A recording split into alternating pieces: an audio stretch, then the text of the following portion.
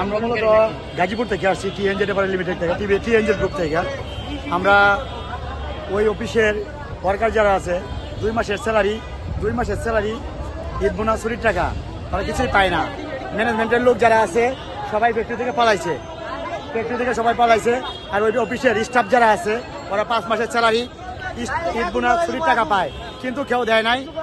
ওইখান থেকে ওই অফিস থেকে অফিসের ম্যানেজমেন্ট সবাই পালাইছে। আমরা গতকালকে দেখে কার কাছ থেকে টাকা আদায় করতে পারি, সম্ভাবনা আসছি, বাট আমাদের খোঁজখবর কেউ নেয় না।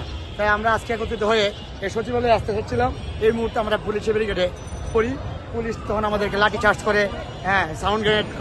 আমরা দেখলাম যে আপনাদের লোকজন অনেকে মাটি ইট যে যা পারছে এ নিয়ে পুলিশের দিকে। আমরা নিরাপদ আন্দোলন করছিলাম, আমরা সুষ্ঠুভাবে আমাদের উপরে প্রথম আক্রমণ করছে, তারপর আমাদের ছেলেবেলেগুলা ইট পাটকেল মারছে। প্রথম আমাদের উপর আক্রমণ হচ্ছে। পুলিশ কিভাবে আপনাদেরকে আক্রমণ করে? প্রথম লাঠি চার্জ করে আমাদেরকে ইট পাটকেল মারে, তারপরে আবার টিয়ারশেল মারে, তারপর আমরা দৌড়ে পালাই।